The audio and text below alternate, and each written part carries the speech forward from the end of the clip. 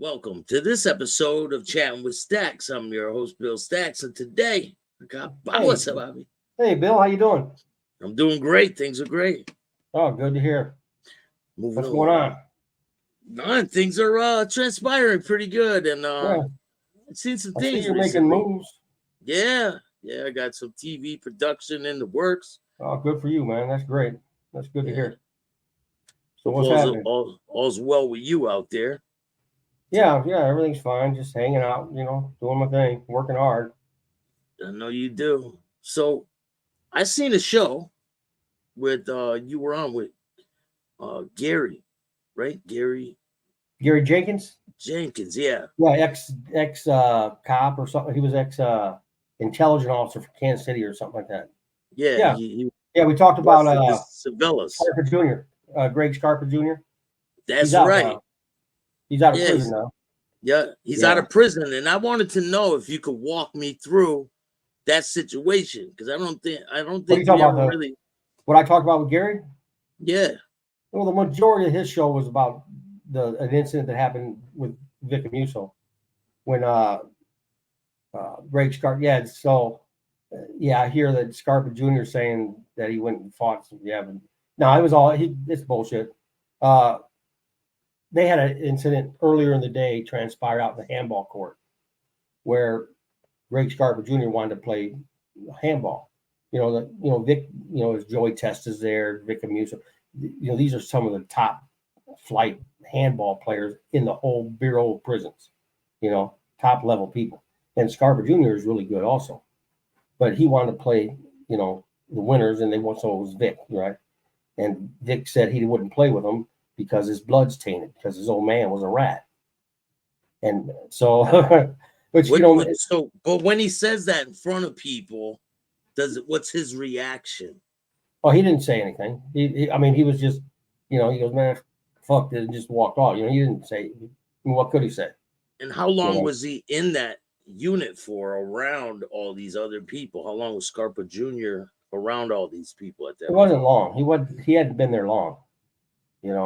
Yeah, I don't even know how long he had been there, to be honest with you. Because he was on a pay no mind list, So, I didn't talk with him. I never chatted with him about anything, Yeah. So, that's fine. Everything was good.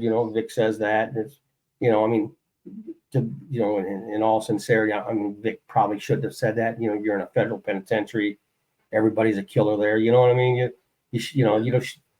Even if it's true, which we all know that it is true, I don't know if his blood's tainted, but we know that his father cooperated. Well, he did too. Right. He Right. But at the cooperated. time, no one was aware of it. Yeah. So he was offended by the comment. Scarpa was. And Vic should have kept it to himself, And after reflection, Vic, even though he felt like he shouldn't have said anything, It was a bad move on his part. But later that evening, everyone's eating spaghetti. You boil spaghetti in a big bucket, and they make the sauce, and they pass it out to the fellows. So everyone eats their pasta. Vic eats his. He goes to the mop closet to we got a little mop room with little faucets and mop buckets. Well, you go in there and wash the grease out of your bowl. What's the setup like? Is it cells on top, cells on the bottom? Yeah, it looks like a shoebox. It's just long, right? You got cells up, up, 2 tiers of cells. And like in the middle, you have like bars going across from end to end or from range to range with TVs on them, and you have to have headphones and watch the TV, and then they have like out in, so, and then it goes like this, and then there's a little section on the sides. You go up the stairs to go up the stairs. And then they have little doors, real small. And this is a very old prison. So a little doorway, and you walk, and there's the mop room, your little mop closet. And they got the mops hanging there. The orderlies use that stuff. But that's where everyone washes their bowls at. You get olive oil. So sinks in the prisons are this big, so it's just a big sink.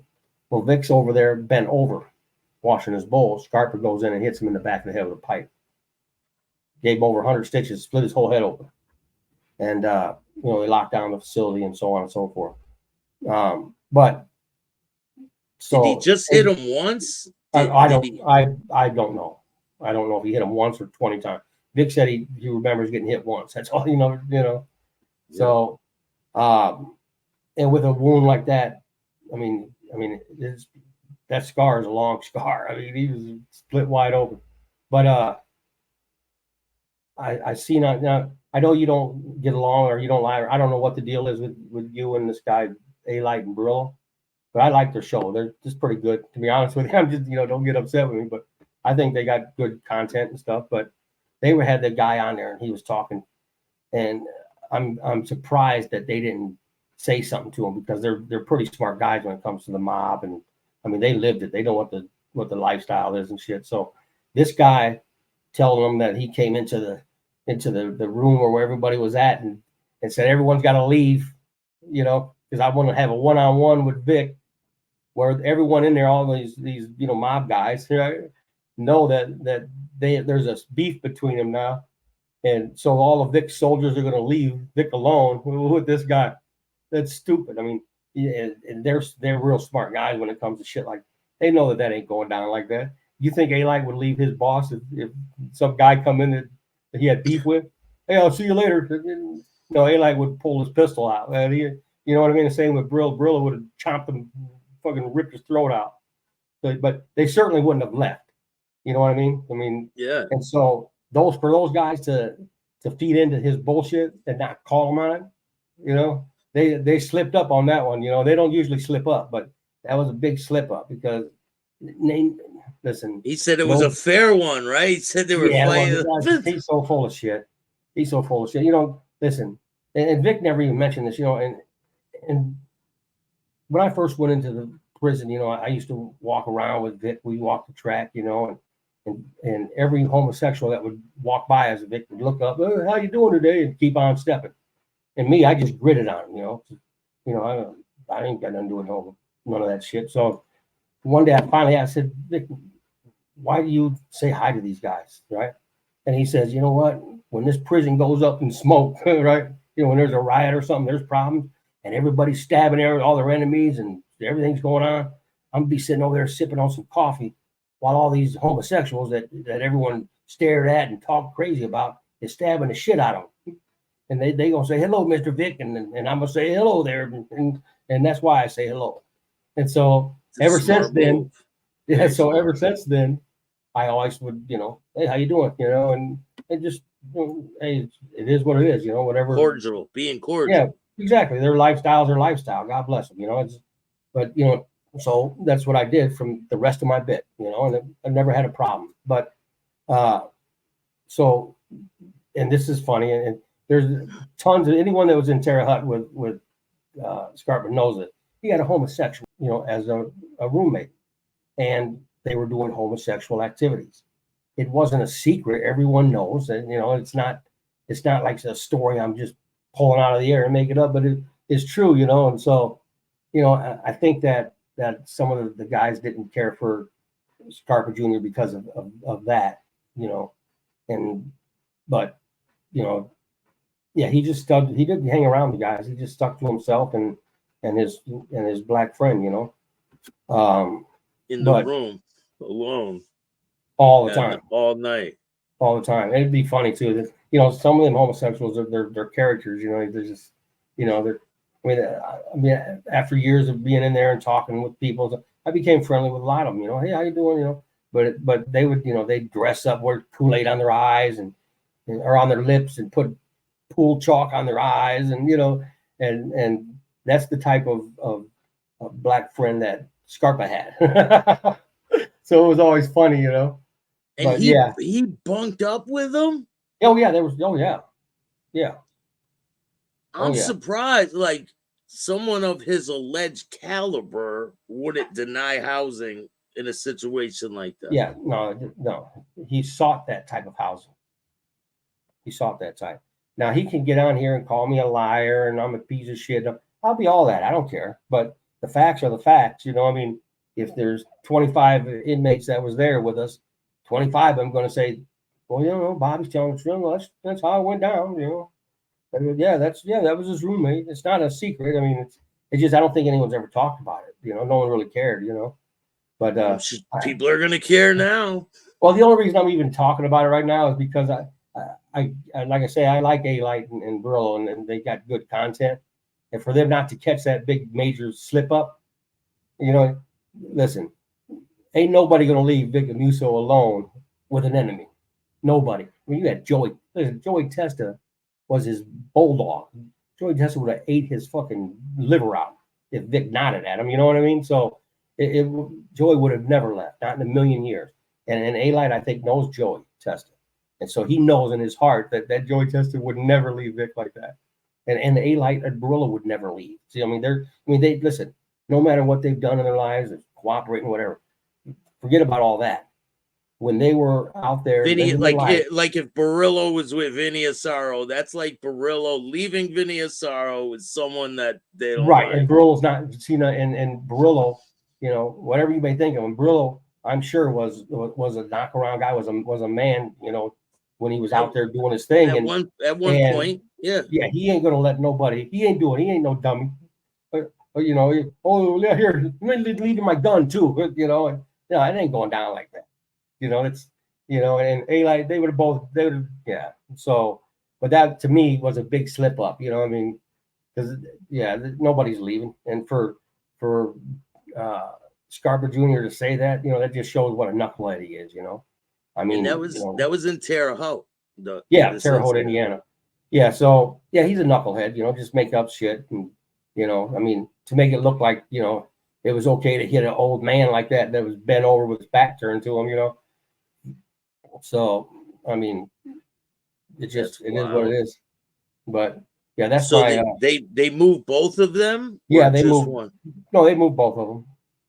Yeah, they took him out of there and took Vic, went to Springfield, to the hospital. And where did Scarpa Jr. go? ADX, right? Yes, he went to ADX. Yeah, right, from that situation, he went to ADX. Well, I think he went and cooperated, but I'm not 100% sure. I think that the U.S. attorneys and the FBI, the organized crime unit, came and picked him up and took him down to New York or Florida or something for some cases that he cooperated on, and then went to ADX. But you know, after that incident, you know, he never walked a federal prison yard again. You know, he can talk all that gangster shit he wants to talk, but when it comes to that, right? Yeah, he ain't walking in a camp or a low or something. But you got guys like Barillo and A-Light that are in them penitentiaries that love Vic, and they would have crushed him if that dude walked in there. You know, so yeah, you know, he hit him, and there was a check-in narratives. So false narratives out there. Yeah, my feelings are is that he did it because he knew that he was cooperating, and that he had been cooperating, and it was a secret, but it was getting where it was going to start becoming, you know, come to daylight, and he would have had problems. So to alleviate that, he did what's the next best thing to do: hit a boss, because you know you ain't going to walk no prison yard. You know, the Bureau of Prison is going to lock you up. You know, they're going to say, look, we don't want to be responsible for it. You know, if something happens to you, you know, down the line for hitting this guy. So for our well-being, so we don't get sued, you're going to ADX, you're going to get locked up. And that's what I think. Are you surprised that Scarpa Jr. is out now? I am surprised that he's out. I'm surprised that he's out and he's talking about a situation that, you know, is untrue. I mean, the facts are the facts. I mean, the Freedom of Information Act, you know, get the written reports from Terre Haute of the incident. You know, the incident reports are, you know, after 3 years or 5 years become public record. Anyone can get them. So, I mean, just look at, I mean, I've read the incident report with my own eyes. I know what it says. It doesn't mention nothing about going one-on-one in no room, you know? So, but, yeah, so, I mean, let the documents speak for themselves, you know? Not no fake one, and you know, just do a FOIA and get the information, you know, and that ain't going to be false. Whatever that says, that's the truth, you know. I'm going to do that, and we'll follow. I mean, it's a simple process, and this way, there's not anybody saying, you know, this guy can't get onto your show today and lie, you know, because you have documented proof. Well, this is what happened, you know, and yeah. So I don't. Yeah, I don't. To me, The Scarpa thing Jr. is, I think Scarpa Jr. has an interesting enough story. He doesn't have to lie about shit like that. What, like, Right, what? exactly. I don't understand. Like, I think make it's yourself tough. because it was Victor Musso. It was everyone wants to know that story. They don't talk about all the killings and everything else that he was involved in. You know what I mean? All they want to hear about is the Victor Musso incident. Yeah, let's hear about when you killed Mary Berry. Let's talk Yeah, about that. yeah. See Right? that, right? No one wants to bring up any of those things. It's just an incident that happened in the pen. But so I think that I mean, if that's what he would smart move on his part, if that was his goal to get removed from the population, Makes sense. yeah, he did his thing. But my whole thing is that I'm shocked that A-Light and Barillo went for it. I figured Barillo would blow up on him. Oh no, that ain't no, it ain't going down like that, But they just let it. And they're good interviewers. They just let it roll one off, roll off their shoulders and not even, But they know, they knock around guy. They know what the hell happened. Thank you so much for Hey, joining me. And we got a lot more to talk about and be bringing you back. And we're going to get in depth on some things oh in the yeah, for future. sure. Yeah, no problem. Definitely. Appreciate you having me. It's always an honor to be on the Bill Staxx show. Thank you, man. Yeah, no problem. I will talk to you soon and take care of yourself and best to you and your family. Thank All you. right, pal? If you like this show, hit the like button, subscribe, hit the notification bell so you can get my videos every time they drop. And if you don't like this show, too bad, start your own podcast. Peace.